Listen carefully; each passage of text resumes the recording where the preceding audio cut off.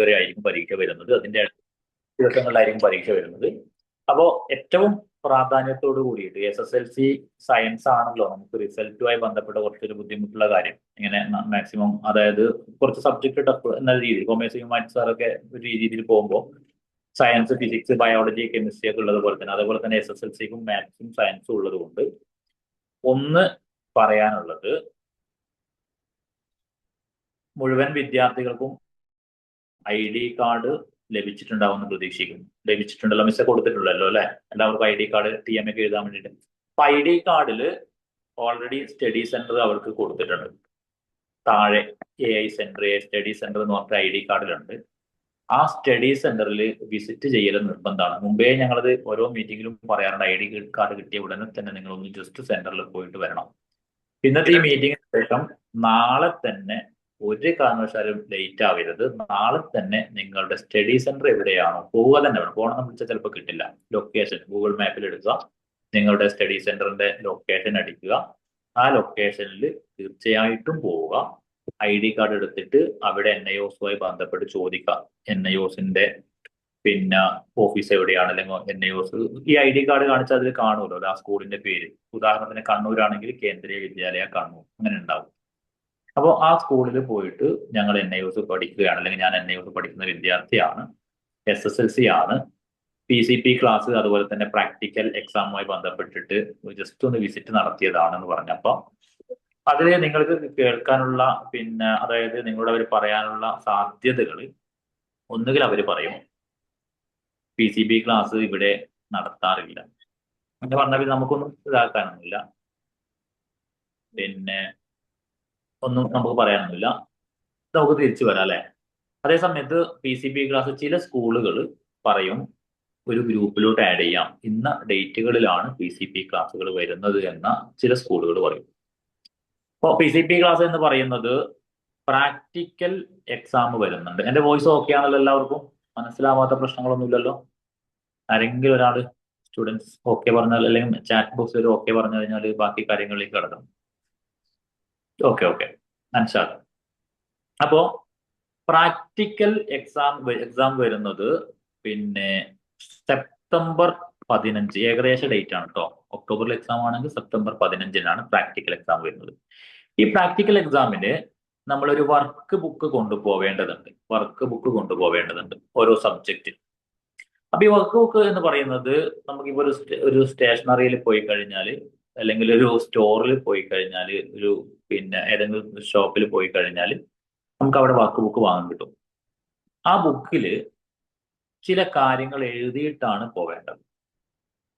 Okay, ഈ PCP ക്ലാസ്സിന് പോയി കഴിഞ്ഞാൽ അവർ തരുന്നതും എന്തൊക്കെയാണ് ഈ വർക്ക് ബുക്കിൽ എഴുതേണ്ടത് എന്ന കാര്യങ്ങൾ അവിടുന്ന് മാറ്റർ തരും. ഇത് നമ്മൾ സെപ്റ്റംബർ 15 ആവുന്നതിന് മുമ്പ് ആ ബുക്കിൽ എഴുതി പൂർത്തീകരിക്കേണ്ടതുണ്ട്. പിന്നെ പ്രാക്ടിക്കൽ എക്സാമിന് എന്തൊക്കെയാണ് വരിക, എങ്ങനെയാണ് ചെയ്യേണ്ടത് എന്ന ഒരു കാര്യങ്ങളും ഈ സംവിധാനത്തിൽ കിട്ടുന്നുണ്ട്. അപ്പൊ നിങ്ങൾ ചെയ്യേണ്ടത് ഇത്ര മാത്രമാണ്. ഒരു കാരണവശാലും ഡിലേ ആവരുത്. കാരണം ചില സ്കൂളുകളൊക്കെ നേരത്തെ നടത്തും, ചിലർ ഡിലേ ആക്കും, ചിലർ നടത്തില്ല. പൊതുവെ കഴിഞ്ഞ ബാച്ചിൽ ഇപ്പൊ ഈ ഒരു മീറ്റിംഗ് കഴിഞ്ഞതിന് ശേഷം നാളെ മുതൽ എല്ലാ SSLC-കാരും എല്ലാ +2 പിന്നെ സയൻസുകാരും നാളെ മുതൽ സെന്ററുകൾ നിർബന്ധമായിട്ട് വിസിറ്റ് നടത്തുന്നത്. വിദേശത്തുള്ള ആളുകൾ ഇവർ ആരെങ്കിലും ഒക്കെ അയക്കാറുണ്ട്. അപ്പൊ നിങ്ങൾ പോവുക. പോയി കഴിഞ്ഞാൽ അവിടെ നിന്ന് കിട്ടുന്ന കാര്യങ്ങൾ ഒന്നുകിൽ അവർ പറയും ക്ലാസ്സുകൾ തുടങ്ങിയിട്ടുണ്ട് എന്ന് പറയും, അല്ലെങ്കിൽ ഇന്ന ഡേറ്റ് മുതൽ തുടങ്ങും എന്ന് പറയും. അപ്പൊ ആ ഒരു കാര്യങ്ങൾ നിങ്ങൾ എഴുതി വാങ്ങുക, നോട്ട് ചെയ്യാം എപ്പോഴാണ് ഡേറ്റ് വരുന്നത്. ചിലപ്പോൾ അവർ ഏതെങ്കിലും വാട്സപ്പ് ഗ്രൂപ്പിലേക്ക് ആഡ് ചെയ്ത് നിങ്ങൾക്ക് ഇൻഫോർമേഷൻ തരും. അപ്പോൾ PCP ക്ലാസ്സിൽ പ്രാക്ടിക്കൽ എക്സാമുമായി ബന്ധപ്പെട്ട കാര്യങ്ങളുടെ വിശദീകരണം തരും. ഈ 2 ദിവസത്തെ 2-3 ദിവസത്തെ ക്ലാസ് അറ്റൻഡ് ചെയ്താൽ തന്നെ നമുക്ക് ഈസി ആയിട്ട് പ്രാക്ടിക്കൽ എക്സാം വിജയിക്കാം. കാരണം വർക്ക് ബുക്കിൽ ഈ പ്രാക്ടിക്കൽ എക്സാമുമായി ബന്ധപ്പെട്ട കാര്യങ്ങളാണ് എഴുതാനുണ്ടാവുക. ഇതൊക്കെ എഴുതിയിട്ടാണ് നമ്മൾ പോവാം. ഈ എഴുതിയ സംഭവങ്ങൾ തന്നെ ആയിരിക്കും അവിടെ നമുക്ക് ചെയ്യാനുണ്ടാവും. അപ്പൊ ഒന്ന് പറയാനുള്ളത്, ഇവിടെ ഓൾറെഡി SSLC ഒരു വിദ്യാർത്ഥിയല്ല അല്ലെ, ഒരു സ്കൂളിലുള്ള വിദ്യാർത്ഥിയല്ല. SSLC തന്നെ എനിക്ക് തോന്നുന്നു ഏകദേശം അല്ലെ മിസ് ഒരു 5-6 സ്കൂളുകളിലുള്ള വിദ്യാർത്ഥികൾ ഉണ്ടാവുമല്ലോ, ഉണ്ടാവും. +2 സയൻസ് തന്നെ 5-6 അതിൽ കൂടുതൽ, ഏറ്റവും ചുരുങ്ങിയത് ഇത്രയും സ്കൂളുകളിലുള്ള വിദ്യാർത്ഥികൾ. കാരണം എല്ലാം എനിക്ക് തോന്നുന്നു ഓരോരാൾ ഓരോ സ്കൂളിലായിരിക്കും. 15 ആളുകൾ ഉണ്ടെങ്കിൽ വ്യത്യസ്തമായ സ്കൂളുകളിലായിരിക്കാൻ സാധ്യത ഉണ്ടാവാം. ഓക്കെ, അപ്പോ ഒരു വിദ്യാർത്ഥി അവരുടെ സെന്ററിൽ പോയിട്ട് NIOS ആകുന്നത് കൊണ്ട്, ഞാനത് ആദ്യം തന്നെ നിങ്ങളോട് പറയാം കേട്ടോ, NIOS ആകുന്നത് കൊണ്ട് മുകളിൽ നിന്നുള്ള നിർദ്ദേശങ്ങൾ ഉണ്ടാവും. നിങ്ങൾ ഇന്ന ഡേറ്റ് മുതൽ ഇന്ന ഡേറ്റ് വരെ PCP class personal contact program നടത്തണം എന്ന് പറയും. അപ്പൊ ചില സ്കൂളുകൾ എന്ത് ചെയ്യുമെന്ന് വെച്ച് കഴിഞ്ഞാൽ അവര് റിപ്പോർട്ട് കൊടുക്കാം, ഓക്കെ ഞങ്ങൾ നടത്തി. നിങ്ങൾ പോകുന്ന സമയത്ത് അവർ പറയും ഈ വർഷം ഞങ്ങൾ PCP നടത്തുന്നില്ല. നിങ്ങൾക്ക് ഒരു ബുദ്ധിമുട്ടില്ല, കാരണം അതിന് ഉത്തരവാദിത്തം അവരാണ്. അപ്പൊ അതിന് വേണ്ട കാര്യങ്ങളൊക്കെ അവർ ചോദിക്കുമ്പോൾ റിപ്പോർട്ട് നിങ്ങൾ നല്ല രീതിയിൽ കൊടുക്കുന്നുണ്ടാവും. നിങ്ങൾ ചെയ്യേണ്ടത് സ്കൂളിൽ പോവുക. സ്കൂളിൽ പോയിട്ട് PCP കിട്ടാത്ത വിദ്യാർത്ഥികൾ, പേഴ്സണൽ കോണ്ടാക്ട് പ്രോഗ്രാം ലഭിക്കാത്ത വിദ്യാർത്ഥികൾ ഉണ്ടെങ്കിൽ ഏതെങ്കിലും ഒരു വിദ്യാർത്ഥിയെങ്കിലും PCP അറ്റൻഡ് ചെയ്തിട്ടുണ്ടാവും. അവര് വർക്ക് ബുക്ക് എഴുതും. അത് അതേപോലെ ദാഹിറ മിസ്സെ വാങ്ങിയിട്ട് ഈ കുട്ടിക്ക് കൊടുക്കുക. അവർ അതേപോലെ പകർത്തി എഴുതട്ടെ. മേക്കറൊക്കെ ഒന്നായിരിക്കും. അപ്പൊ അത് പകർത്തിയിട്ട് അവർക്ക് പ്രാക്ടിക്കൽ എക്സാമിന് പോവാം. അപ്പോൾ ചില സ്കൂളുകൾ ചിലപ്പോ പറയും, എന്ത് ചെയ്യും, ഒന്നോ രണ്ടോ, പിന്നെ ചിലപ്പോ പറയാൻ പറ്റില്ല കേട്ടോ, ഞങ്ങൾ കഴിഞ്ഞ ആഴ്ച തന്നെ ചിലപ്പോൾ നടത്തി എന്ന് ചിലപ്പോൾ പറഞ്ഞു കഴിഞ്ഞാലും ഒരു ടെൻഷനും വേണ്ട. നിങ്ങൾ എന്ത് ചെയ്യാം, ഇനിയുള്ള ക്ലാസ്സുകൾ ഉണ്ടെങ്കിൽ അറിയിക്കണം എന്ന് പറയാം, തിരിച്ചു വരാം. ആരെങ്കിലും പോയ കുട്ടികളുണ്ടാവും. ഇനിയും ഒരുപാട് കുട്ടികൾ പല സ്കൂളുകളിലും നടക്കുന്നേ ഉള്ളൂ. ചില സ്കൂളുകൾ ചിലപ്പോൾ നേരത്തെ, ഓരോ സ്കൂളുകൾ അവരുടേതായ രീതിയിൽ നടത്തുക ചെയ്യാം. ചിലപ്പോൾ കുട്ടികൾ ഇവരെങ്ങനെ നോക്കുക എന്ന് പറഞ്ഞു കഴിഞ്ഞാൽ അവർ നോക്കും അവരുടെ സെന്ററിൽ എത്ര കുട്ടികൾ വരാൻ സാധ്യതയുണ്ട്. അപ്പോൾ അഡ്മിഷൻ ചില സ്കൂളുകളിൽ കുറവാണെങ്കിൽ 5-10 കുട്ടികൾക്ക് വേണ്ടിയിട്ട് അവർ ചെയ്യും വേറെ മറ്റൊരു സ്കൂളിലേക്ക് സെറ്റ് ആവുകയോ, അല്ലെങ്കിൽ അവർക്കിപ്പോൾ വേണ്ടത് ഈ PCP ക്ലാസ് നടത്തി എന്നുള്ളതാണ്, നിങ്ങൾക്ക് നല്ല ഗുഡ് മാർക്ക് നിങ്ങൾ സെറ്റ് ചെയ്തിട്ടുണ്ട് എന്ന രീതിയിലൊക്കെ കാണാറുണ്ട്. ഞാനത് പറയാനുള്ള കാരണം, കഴിഞ്ഞ ഒരു എക്സ്പീരിയൻസിൽ ചില സ്കൂളുകളൊക്കെ അങ്ങനെ പറഞ്ഞിട്ടുണ്ട്, ഞങ്ങൾ ഇവിടെ PCP ക്ലാസ് ഒന്നും ഇല്ല എന്നൊക്കെ പറയും. ചിലപ്പോൾ ഒരു കേന്ദ്രീയ രീതിയിലുള്ളത് കൊണ്ട് തന്നെ കേരള ലെവലല്ലല്ലോ. അപ്പൊ അങ്ങനെയുള്ള ഒരു പെരുമാറ്റമൊക്കെ ചിലപ്പോൾ പ്രതീക്ഷിക്കാം. നിങ്ങൾ നിങ്ങളുടെ സെന്ററിൽ പോവുക, PCP ക്ലാസ്സിന് വേണ്ടിയിട്ട് ID കാർഡ് കാണിച്ചു കൊടുക്കുക. NIOS 10th പഠിക്കുന്ന വിദ്യാർത്ഥിയാണ്, അല്ലെങ്കിൽ സയൻസ് വിദ്യാർത്ഥിയാണ്, ഇവിടെ PCP ക്ലാസ്സുമായി ബന്ധപ്പെട്ട കാര്യങ്ങളുണ്ട് എന്നറിഞ്ഞിട്ട് വന്നതാണ് എന്ന് പറഞ്ഞു കഴിഞ്ഞാൽ അവര് ആൻസറാണ് ഞാൻ നേരത്തെ പറഞ്ഞതുപോലെ ഇന്ന ഡേറ്റ് മുതൽ ഇന്ന ഡേറ്റ് വരെ ആയിരിക്കും. ആ ഡേറ്റ് ഓർത്ത് വെച്ചിട്ട് ആ ഡേറ്റിന് പോവുക. അല്ലെങ്കിൽ നിങ്ങൾ ഒരു വാട്സാപ്പ് ഗ്രൂപ്പിലേക്ക് ആഡ് ചെയ്യും, അതിൽ ഇതിന്റെ നോട്ടിഫിക്കേഷൻ വരും കൃത്യമായിട്ട്. അല്ലെങ്കിൽ പിന്നെ എന്താ പറയാ, ഇവിടെ ചിലപ്പോൾ ഏതെങ്കിലും ഒരു സ്കൂളിൽ ഇവിടെ കഴിഞ്ഞു പോയിട്ടുണ്ടെന്ന് പറഞ്ഞിട്ടുണ്ടെങ്കിൽ ഇനിയും അടുത്ത ക്ലാസ് ആ ഒരു രീതിയിലേക്ക് നമുക്ക് നോക്കാം. അപ്പോൾ ഇവിടെ ഭൂരിപക്ഷം, എനിക്ക് 99% PCP ക്ലാസ് നടത്താൻ സാധ്യതയുണ്ട്. അപ്പോൾ നിങ്ങൾ എന്ത് ചെയ്യുക, ഇനി ആർക്കെങ്കിലും PCP ക്ലാസ് അറ്റൻഡ് ചെയ്യാൻ പറ്റിയിട്ട് വിദേശത്തുള്ള ആളുകളൊക്കെ ഉണ്ടെങ്കിൽ നാട്ടിലുള്ളവർ 100% പോവുക, നിർബന്ധമായിട്ടും പോവുക തന്നെ ചെയ്യാം. ഇനി പോവാൻ കഴിയാത്ത വിദേശത്തുള്ള ആരെങ്കിലും ഉണ്ടെങ്കിൽ അവരെന്ത് ചെയ്യുക, മറ്റുള്ള പോയ ആളുകളെ ഫയർഎംസ് ഒന്ന് കോണ്ടാക്ട് ചെയ്തിട്ട് അവരെ വർക്ക് ബുക്ക് അയച്ചു കൊടുക്കുക. ഇതാണ് PCP ക്ലാസ്സുമായി ബന്ധപ്പെട്ട് പറയാനുള്ളത്. ഓക്കെ അല്ലേ മിസ്സേ? അപ്പോൾ പ്രാധാന്യത്തോടു കൂടി തന്നെ എടുക്കുക. നമുക്കുള്ള മാർക്ക് ഇപ്പൊ SSLCക്ക് ഞാൻ നേരത്തെ പറഞ്ഞു 33 മാർക്കാണ് നമുക്ക് ജയിക്കാൻ വേണ്ടത്. ഈ 33 മാർക്കിൽ 26 മാർക്ക് നമുക്ക് 7 മാർക്ക് നമുക്ക് TMA എടുക്കും. TMA ഓൾറെഡി എല്ലാവർക്കും മാർക്ക് വന്നിട്ടുണ്ട്. TMA നമ്മൾ കൊടുത്തല്ലോ അല്ലേ മിസ്സേ? സബ്മിറ്റ് ചെയ്തല്ലോ എല്ലാവരും. അപ്പൊ TMA മാർക്ക് ഇപ്പൊ വന്നുകൊണ്ടിരിക്കുന്നുണ്ടാവും. TMA എനിക്ക് തോന്നുന്നത് ഒരു 20 മാർക്കും 18 മാർക്കും 15 മാർക്കിന് മുകളിൽ എങ്ങനെയാലും ഉണ്ടാവും. അപ്പൊ അതിൽ നിന്ന് 7 മാർക്കാണ് ജയിക്കുന്നതിലേക്ക് എടുക്കുക. എല്ലാ മാർക്കും മാർക്ക് ലിസ്റ്റിൽ വരുമെങ്കിലും അല്ലെ, അങ്ങനെ ഫുൾ 20 മാർക്ക് ഇരുന്നെടുത്ത ബാക്കി 13 മാർക്ക് മതിയല്ലോ. അപ്പോൾ 20ൽ 7 മാർക്കാണ് എന്ത് ചെയ്യുക, ഇതിൽ നിന്ന് എടുക്കുക. ബാക്കി 26 മാർക്ക് നിങ്ങൾ ജയിക്കാൻ വേണ്ടിയിട്ട് എഴുതി വാങ്ങേണ്ടതുണ്ട്. SSLCക്കാരോടാണ് ഞാൻ പറയുന്നത്. മാത്സിന്റെയും സയൻസിന്റെയും കാര്യം മാത്രമാണ്. ഈ 26 മാർക്കിൽ എനിക്ക് തോന്നുന്നത് ഒരു 16 മാർക്കോളം നമുക്ക് പ്രാക്ടിക്കൽ എക്സാമിൽ നേടിയെടുക്കാൻ സാധിക്കും. പ്രാക്ടിക്കൽ എക്സാമിൽ 16 മാർക്കോളം നേടിയെടുക്കാൻ പറ്റും. പിന്നെ 11 മാർക്കല്ലേ അല്ലേ, 15 മാർക്കാണ്. ഞാൻ 26 അല്ലേ പറഞ്ഞത്. ഒരു 11 മാർക്കേ നമ്മൾ എഴുതി വാങ്ങേണ്ടതുള്ളൂ പൊതുവെ. അപ്പൊ അതായത് SSLC വിദ്യാർത്ഥികൾക്ക് ഒരു ഓഫർ എന്താണെന്ന് വെച്ചാൽ പ്രാക്ടിക്കൽ എക്സാമിന്റെയും എഴുത്ത് പരീക്ഷന്റെയും കൂടിയിട്ട് ടോട്ടൽ 26 മാർക്ക് വാങ്ങിയാൽ മതിയാവും. 3 സെക്ഷനാണ് മാർക്ക് വരുന്നത്. ഇംഗ്ലീഷും മലയാളവും സോഷ്യലിന്റെ കാര്യമല്ല പറയുന്നത്, മാത്സിന്റെയും സയൻസിന്റെയും കാര്യമാണ്. ഓക്കെ ആണല്ലോ, ക്ലിയർ ആണല്ലോ പറയുന്നത്. അവർക്ക് 3 മാർക്ക് വരും. ടോട്ടൽ 33 മാർക്ക് ഉണ്ടെങ്കിൽ ജയിക്കാം. കഴിഞ്ഞ ഒരു സർട്ടിഫിക്കറ്റ് ഒരു മാർക്ക് ലിസ്റ്റ് നോക്കിയപ്പോൾ ഒരു കുട്ടിക്ക് 45 മാർക്കുണ്ട്. പക്ഷെ ആ കുട്ടി എന്ത് ചെയ്തിട്ടില്ല, ജയിച്ചിട്ടില്ല. ഇപ്പൊ കുട്ടി വന്നിട്ട് ചോദിച്ചു എന്താണ് ഞാൻ 45 മാർക്ക് വാങ്ങിയിട്ട് ജയിക്കാത്തതിന്റെ കാരണം. അപ്പോൾ അതില് 20 മാർക്ക് ഏതിൻ്റെതാണ്, അല്ലെങ്കിൽ 15 മാർക്ക് ഏതിൻ്റെതാണ്? TMA മാർക്കാണ്. ഇപ്പം 45-ല് 20 പോയാൽ ബാക്കി 25 ഉള്ളൂ. എഴുതി വാങ്ങേണ്ടത് എത്രയാണ്? 26 മാർക്ക് വാങ്ങേണ്ടതുണ്ട്. അപ്പൊ ഓക്കെ ആണല്ലോ. അപ്പോൾ ഈ എഴുത്ത് പരീക്ഷ ഈ 26-ൽ പ്രാക്ടിക്കൽ എക്സാമിന് നിങ്ങൾക്ക് 15 മാർക്ക് കിട്ടിയാൽ എഴുതിയിട്ട് നിങ്ങൾ വാങ്ങേണ്ടത് 11 മാർക്ക് മാത്രമാണ് എഴുതി വാങ്ങേണ്ടത്. പ്ലസ് ടുക്കാർക്ക് അങ്ങനെയല്ല കേട്ടോ, SSLC-കാർക്ക് മാത്രമാണ് ഈ ഒരു ഓഫർ ഉള്ളത്. അതായത് പ്രാക്ടിക്കൽ എക്സാമിന് കിട്ടുന്ന മാർക്ക് അതായത് TMA മാർക്ക് മുഴുവനായിട്ടും ജയിക്കുന്നതിലേക്ക് എടുക്കില്ല. 7 മാർക്കാണ് ജയിക്കുന്നതിലേക്ക് പരിഗണിക്കുക, ജയത്തിലേക്ക് പരിഗണിക്കുക. അതേ സമയത്ത് പ്രാക്ടിക്കൽ എക്സാമിന്റെ എത്ര മാർക്ക് വാങ്ങും അതും അതിന്റെ ബാക്കി 26-ൽ ബാക്കി മാത്രം എഴുതി വാങ്ങിയാൽ മതി, ജയിക്കുന്നതിന് വേണ്ടിയിട്ട്. പ്രാക്ടിക്കൽ എക്സാം ഉള്ള സബ്ജക്ട് മാത്രം. ഇനി പ്ലസ് ടു സയൻസ് വിദ്യാർത്ഥികളോട് പറയാനുള്ളത് ഫിസിക്സ്, ബയോളജി, കെമിസ്ട്രി. അതില് നേരത്തെ പറഞ്ഞതുപോലെ 7 മാർക്ക് നമ്മുടെ TMA വരും. ബാക്കിയുള്ള 26 മാർക്കില് SSLC-കാരത് പോലെ ശരിയാവില്ല.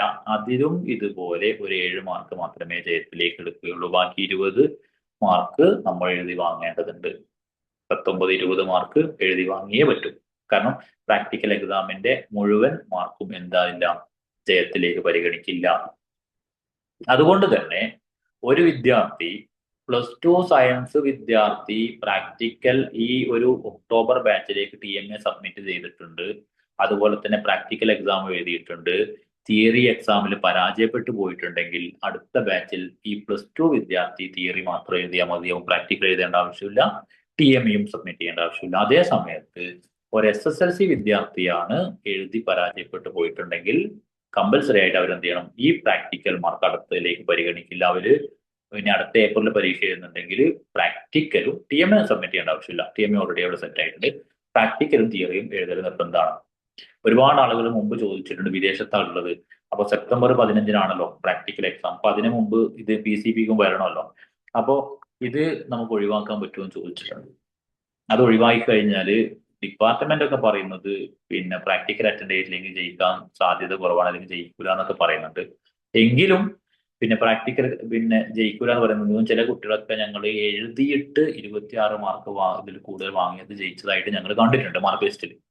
നേരത്തെ പറഞ്ഞല്ലോ 7 മാർക്ക് നമ്മൾ എന്തിൽ വാങ്ങും, പിന്നെ TMA വാങ്ങും. ബാക്കി 26 മാർക്ക് നിങ്ങൾ എന്ത് ചെയ്താൽ മതി, 26 മാർക്ക് പ്രാക്ടിക്കലും തിയറിയും കൂടി വാങ്ങിയാൽ മതി.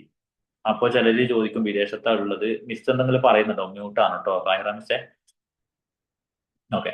അപ്പൊ അവര് പറയുന്നത് ഞങ്ങൾ വിദേശത്താണ്, പ്രാക്ടിക്കലിന്റെ മാർക്ക് കൂടി എഴുത്തിൽ വാങ്ങിയാൽ മതിയോ? NIOS ചോദിച്ചപ്പോൾ പറഞ്ഞത് പറ്റില്ല, നിങ്ങൾ പിന്നെ പരീക്ഷ എഴുതിയാൽ മാത്രമേ പ്രാക്ടിക്കൽ അറ്റൻഡ് ചെയ്താൽ മാത്രമേ ജയിക്കുള്ളൂ. അപ്പൊ ഞങ്ങൾ മനസ്സിലാക്കിയത് പിന്നെ പ്രാക്ടിക്കല് അറ്റൻഡ് ചെയ്യാതെ ഇവർക്ക് മാർക്ക് മാക്സിമം വാങ്ങുക എന്നുള്ളത്, അല്ലെങ്കിൽ സ്കോർ ചെയ്യുക എന്നുള്ളത് ഒരു ബുദ്ധിമുട്ടായത് കൊണ്ടായിരിക്കും അവർ അങ്ങനെ പറഞ്ഞിട്ടുണ്ടാവും. അപ്പം 27 മാർക്കിൽ കൂടുതൽ എഴുതി വാങ്ങിയവർ ജയിച്ചതായിട്ട് കാണുന്നുണ്ട്. അപ്പൊ അതുകൊണ്ട് നമ്മൾ പ്രതീക്ഷിക്കരുത്. വിദേശത്താണെങ്കിൽ കൂടി സെപ്റ്റംബർ 15-ന് മുമ്പായിട്ട് നാട്ടിലെത്തുക പ്രാക്ടിക്കൽ എക്സാം ഉള്ള സബ്ജക്റ്റ്. ഓക്കെ. അതേപോലെ ഇവർക്ക് ബുക്കും മറ്റുള്ള കാര്യങ്ങളൊക്കെ ചെയ്യുക കേട്ടോ. എന്നാല് നമുക്ക് ക്ലോസ് ചെയ്തോളൂ മിസ്സേ. ഇത്രയേ ഉള്ളൂ പറയാം. Okay sir. ഇനി ആർക്കെങ്കിലും എന്തെങ്കിലും ഡൗട്ട് ഉണ്ടെങ്കിൽ ചോദിക്കാട്ടോ, പെട്ടെന്ന് ചോദിച്ചോ. ഹലോ, ചോദിച്ചോളൂ. ഈ PCB പ്രാക്ടിക്കൽ എക്സാമിന്റെ എല്ലാ സബ്ജക്റ്റും ഒരേ ദിവസമാണോ, അത് സെപ്പറേറ്റ് സെപ്പറേറ്റ് ഓരോ ദിവസങ്ങളാണോ? അല്ല, സെപ്പറേറ്റ് ദിവസങ്ങളാണ് ഉണ്ടാവുക. നിങ്ങൾക്ക് SSLC-കാർക്ക് സയൻസും മാത്സും ആണ് ഉണ്ടാവുക. ഓക്കെ. അത് നിങ്ങളെ സ്റ്റഡി സെന്ററുമായിട്ട് കോൺടാക്ട് ചെയ്തിട്ട് അവിടെ ചോദിച്ചാൽ മതി എന്നാണ് ക്ലാസ് ഉണ്ടാവുക, എക്സാം ഉണ്ടാവുക എന്നൊക്കെ അവർ പറയൂ കേട്ടോ. അവരാണ് പറയണത്. അതെ സ്കൂളുകാരാണ് പറയുന്നത്. 2 സബ്ജക്റ്റ് ഉള്ളു അല്ലേ, മാത്സും സയൻസും? മാത്സും സയൻസും ടെക്നോളജിയും.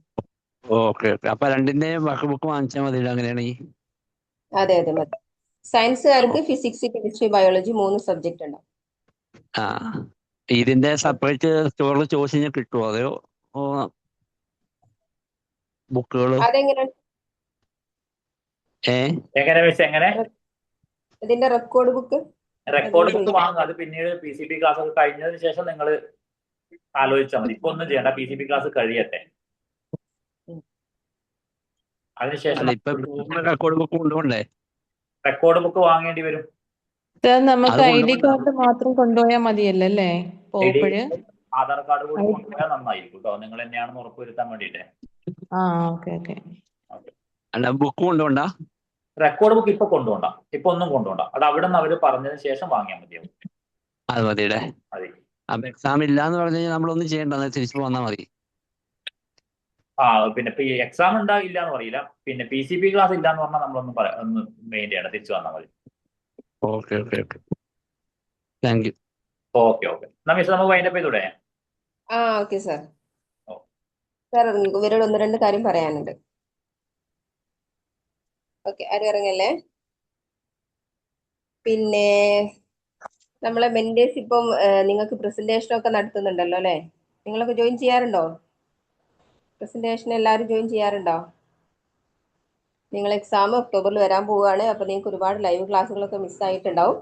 അപ്പൊ അതൊക്കെ നിങ്ങൾക്ക് കവറപ്പ് ചെയ്തെടുക്കാൻ പറ്റും ഈ പ്രസന്റേഷൻ അറ്റൻഡ് ചെയ്ത് കഴിഞ്ഞാൽ കേട്ടോ.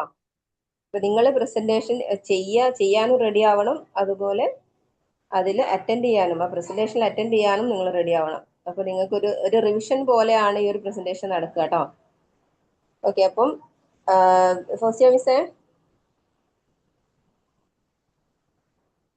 ഇവർക്ക് പ്രസന്റേഷൻ ഡെയിലി ഉണ്ടാവാറുണ്ടോ? ഇപ്പൊ ഒന്ന് പറയും, ഞാനൊരു ലിങ്ക് ഒന്ന് ഡെയിലി ഇപ്പൊ ഇന്നായിട്ട് ഉണ്ട്.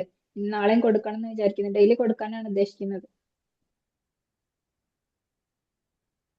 ക്ലിയർ അല്ലേ മിസ്സേ? കാര്യങ്ങളൊന്ന് പറഞ്ഞു കൊടുക്കുക. ഇവര് ജോയിൻ ചെയ്യാത്തവരുണ്ടാവുമല്ലോ ഇതിന്.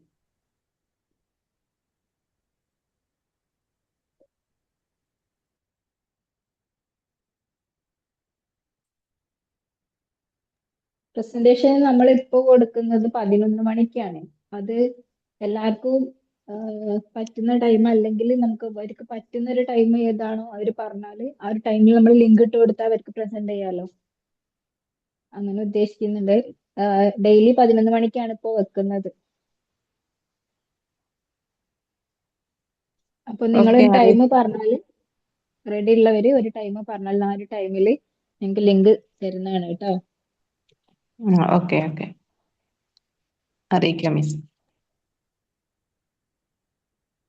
നിങ്ങൾ എല്ലാവരും മുന്നോട്ട് വരിക. പിന്നെ അതുപോലെ പിന്നെ ലൈവ് ക്ലാസ്സുകളൊക്കെ കൃത്യമായിട്ട് അറ്റൻഡ് ചെയ്യാറുണ്ടോ എല്ലാവരും? കേറുന്നുണ്ട്. ലൈവ് ക്ലാസ്സുകൾ അറ്റൻഡ് ചെയ്യാൻ പറ്റാത്തവര് നിർബന്ധമായിട്ടും റെക്കോർഡ് ക്ലാസ് കേൾക്കണം. ഇനി അധികം സമയമല്ല, നിങ്ങൾക്ക് ഒക്ടോബർ ഫസ്റ്റ് വീക്ക്, ഒക്ടോബർ 8 ഒരു സമയത്താണ് നിങ്ങൾക്ക് എക്സാം വരുന്നത്. അപ്പൊ എക്സാം ആകുമ്പോഴേക്കും ക്ലാസ്സുകളൊക്കെ ഫുള്ളായിട്ട് കേട്ട് കഴിയണം, പഠിച്ചു കഴിയണം. നമുക്ക് നിങ്ങൾക്ക് കുറച്ചും കൂടെ 1 മാസം കൂടെ ഒക്കെ ക്ലാസ് ലൈവായിട്ട് ക്ലാസ്സുകൾ ഉണ്ടാവുള്ളൂ. അത് കഴിഞ്ഞിട്ട് പിന്നെ റിവിഷൻ ക്ലാസ്സുകളും മോഡൽ എക്സാം ഒക്കെ വരാനുണ്ട്. അപ്പോഴേക്ക് നിങ്ങൾ കഴിഞ്ഞു പോയ ഭാഗങ്ങളൊക്കെ ഒരു പ്രാവശ്യമെങ്കിലും റിവൈസ് ചെയ്ത് കേട്ടിരിക്കണം കേട്ടോ. റെക്കോർഡുകൾ ലൈവ് അറ്റൻഡ് ചെയ്തവരാണെങ്കിലും ഒരിക്കൽ കൂടി റെക്കോർഡുകൾ കേട്ടിട്ട് മനസ്സിലാക്കി വെക്കുക. നിങ്ങൾക്ക് എക്സാം ആണ് വരുന്നതിന്റെ ഒരു സീരിയസ്നെസ് നിങ്ങൾ കാണിക്കണം കേട്ടോ. ഓക്കെ അല്ലേ എല്ലാവരും? എല്ലാവരും പഠിക്കാനൊക്കെ തുടങ്ങിയിട്ടുണ്ടല്ലോ അല്ലെ? എക്സാം അടുത്ത വിവരമൊക്കെ എല്ലാവരും അറിഞ്ഞിട്ടുണ്ടാവുമല്ലോ അല്ലെ? അതുപോലെ PCB ക്ലാസ് നിർബന്ധമായിട്ടും ചെയ്യുക. PCB ക്ലാസ് SSLC-ക്കാർക്കും സയൻസ് ഗ്രൂപ്പുകാർക്കാണ് ഉണ്ടാവുക. അത് 19 മാർക്ക് എന്തായാലും നിങ്ങൾ എഴുതി തന്നെ വാങ്ങണം. ബാക്കി നിങ്ങൾക്ക് TMA-യിലൂടെയും പ്രാക്ടിക്കൽ ക്ലാസ്സിലൂടെയും ഒക്കെ കിട്ടും. അപ്പോൾ അത് സീരിയസ് ആയിട്ട് കാണുക, നന്നായിട്ട് പഠിക്കുക കേട്ടോ. അതുപോലെ പ്രസന്റേഷന്റെ കാര്യം എല്ലാവരും ജോയിൻ ചെയ്യുക കേട്ടോ. നിങ്ങൾക്ക് ഒരുപാട് കാര്യങ്ങൾ അതൊന്ന് മനസ്സിലാക്കി എടുക്കാൻ പറ്റും. ലൈവ് സെഷനിൽ നിങ്ങൾക്ക് മിസ്സായി പോയ പല കാര്യങ്ങളും പ്രസന്റേഷനിലൂടെ നിങ്ങൾക്ക് കിട്ടും. ഓക്കെ, അതുപോലെ എക്സാം എടുക്കാനായതുകൊണ്ട് തന്നെ അഫർമേഷൻ ഒക്കെ കൃത്യമായിട്ട് ചെയ്യുക. അഫർമേഷൻ പറയുന്ന സമയത്ത് നിങ്ങൾ എക്സാമിന്റെ കാര്യങ്ങളൊക്കെ ഒന്ന് എംഫസൈസ് ചെയ്തിട്ട് പറയാം കേട്ടോ. ഓക്കെ അല്ലേ എല്ലാവരും? എന്തെങ്കിലും ക്ലാസ്സിന്റെ കാര്യത്തിൽ എന്തെങ്കിലും പ്രശ്നങ്ങളുണ്ടോ? മനസ്സിലാവുന്നുണ്ടല്ലോ അല്ലേ എല്ലാവർക്കും കാര്യങ്ങളൊക്കെ? എന്തെങ്കിലും പ്രശ്നങ്ങൾ, ക്ലാസ് മനസ്സിലാവാത്തതോ ടീച്ചേഴ്സിന്റെ ഭാഗത്ത് എന്തെങ്കിലും സജഷൻസ് ഒക്കെ പറയാനുണ്ടെങ്കിൽ ഇംഗ്ലീഷിന്റെ ഗ്രാമർ ക്ലാസ് ഒന്ന് എക്സ്ട്രാ വെച്ചാൽ കൊള്ളാമായിരുന്നു. ഓക്കെ, എന്നാ നമുക്ക് അതിന്റെ ചെയ്യാലോ മിസ്സുമാരെ? മിസ് കേൾക്കുന്നില്ലേ? ഈ പഠനത്തിൽ നന്നായിട്ട് ശ്രദ്ധിക്കുക. അത് നിങ്ങളോടുള്ള റിക്വസ്റ്റ് ആണ്. നിങ്ങളൊരു കോഴ്സിലേക്ക് അഡ്മിഷൻ എടുത്തത് നല്ലൊരു റിസൾട്ടോട് കൂടി ഇവിടുന്ന് പോകണം എന്നുള്ള ഉദ്ദേശം തന്നെയാണ്. നമ്മളും അങ്ങനെ തന്നെയാണ്. നിങ്ങളെ കൂടെ കട്ടക്ക് സപ്പോർട്ടായിട്ട് നമ്മൾ ഉണ്ടാവും. അതുകൊണ്ട് നന്നായിട്ട് പഠനത്തിൽ കോൺസെൻട്രേറ്റ് ചെയ്യുക. ഇനി അങ്ങോട്ട് ഇത്രയും സമയം നിങ്ങൾ ശ്രദ്ധിച്ചിട്ടില്ലെങ്കിലും ഇനി അങ്ങോട്ട് ശ്രദ്ധിച്ചാൽ തന്നെ നിങ്ങൾക്ക് നല്ലൊരു റിസൾട്ട്, നല്ലൊരു പെർസെൻറ്റേജ് നേടിയെടുക്കാൻ പറ്റും. അതുകൊണ്ട് നന്നായിട്ട് പഠനത്തിൽ ശ്രദ്ധിക്കുക, നന്നായിട്ട് പഠിക്കുക. വിട്ടുപോയ റെക്കോർഡ് ക്ലാസ്സുകളൊക്കെ ഒന്നും കൂടി റിവൈസ് ചെയ്ത് കേട്ടിട്ട് നോട്ട്സ് ക്ലാസ്സും ഇവരെന്തോന്ന് ടീച്ചേഴ്സ് പറയണ്ടേ? എല്ലാവരും ആക്റ്റീവാണ്. എല്ലാവരും ഓക്കെ. ഹലോ നമുക്ക് അതിന്റെ ചെയ്യാം അല്ലേ? ഹലോ